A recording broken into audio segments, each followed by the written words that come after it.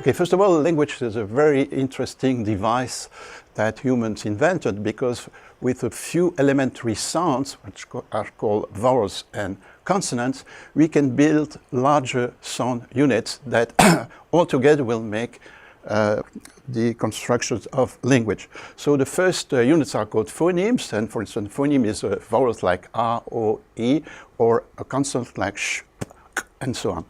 With that, we can build syllables.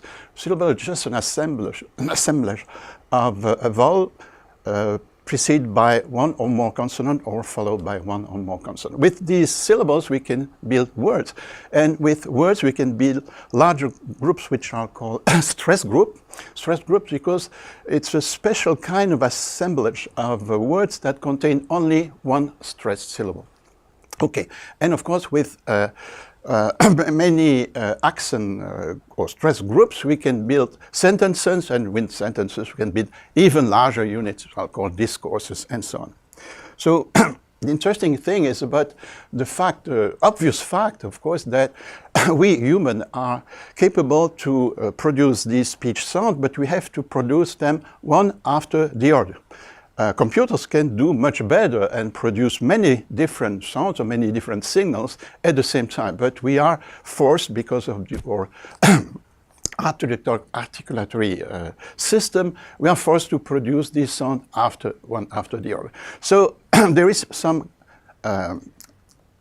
constraints that are developed from this simple fact, and for instance, the duration of these elementary or more complex speech sounds. For instance, the phonemes can have a duration of 50 to 100 milliseconds. A millisecond is 1,000th of a second. Now, a syllable, an unstressed, let's say, a normal syllable like bak or vlik or something like that, can have between 100 and 250 milliseconds. So a tenth of a second up to a quarter of a second.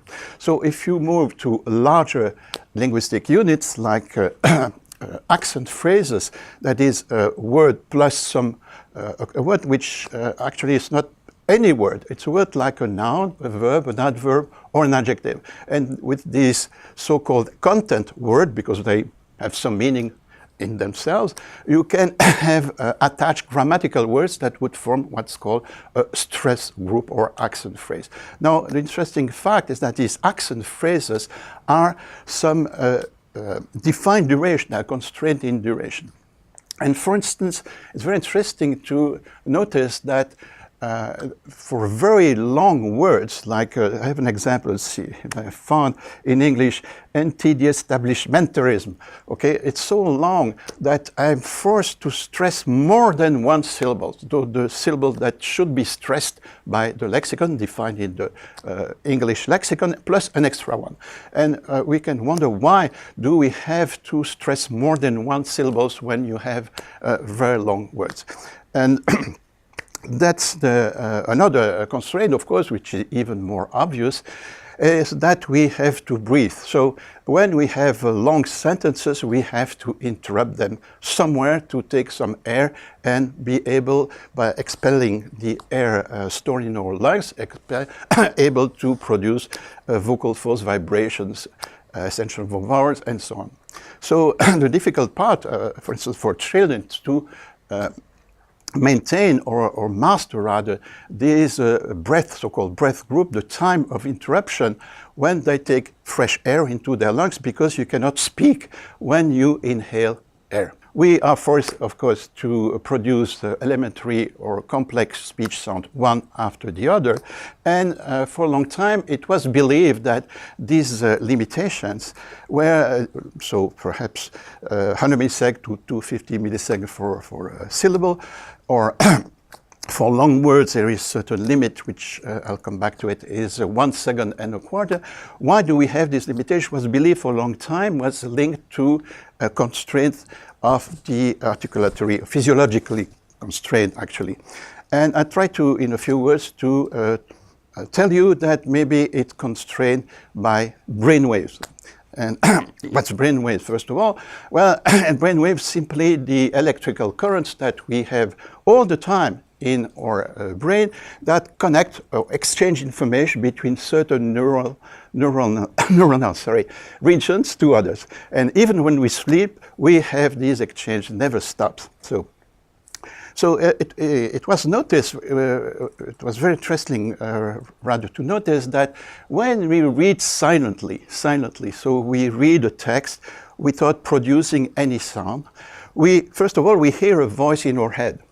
And this process is constrained by the same timing limits that we have when we speak orally, when we produce accent phrase, stress groups, or words, or syllables, and so on. It's exactly the same constraints. It's strange in a sense because there's no physiological activity involved in this.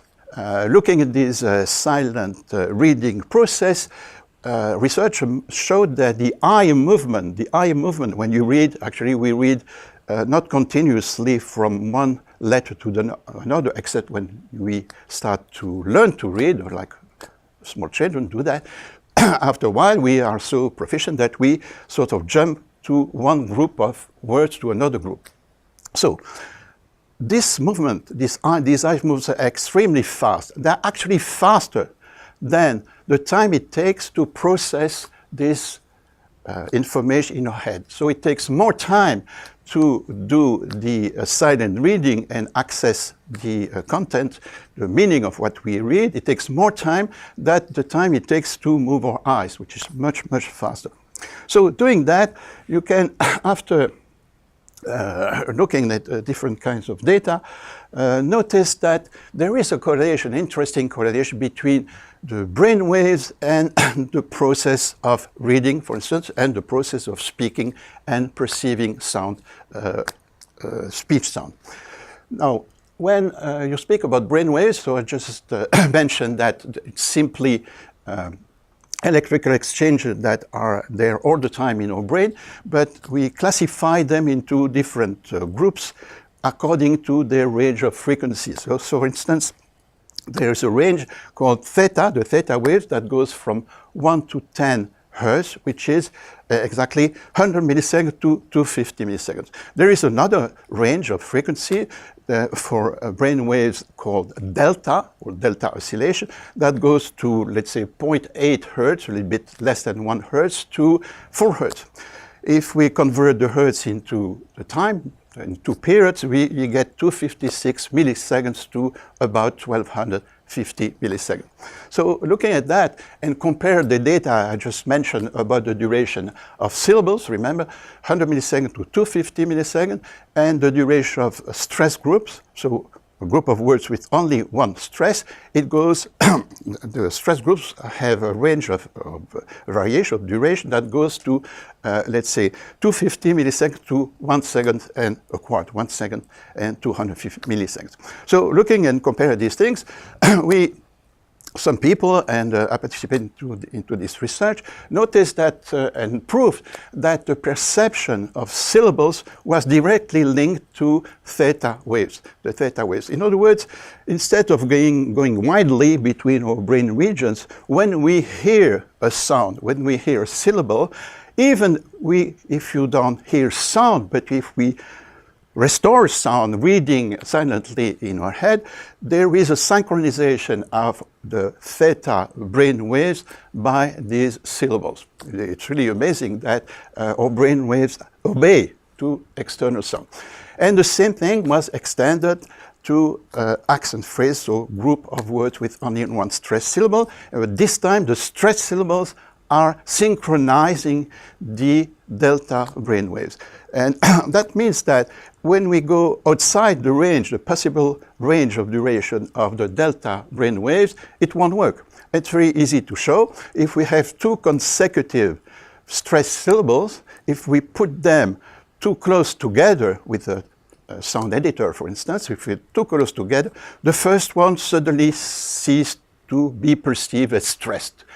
That's just because our brainwave, the delta brainwave, cannot follow. It goes too fast.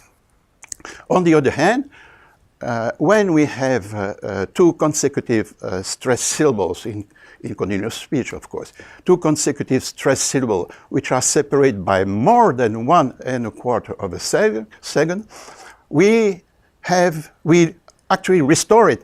We imagine that there is, or we produce, when we speak orally, we produce an extra stressed syllable that should not be there linguistically.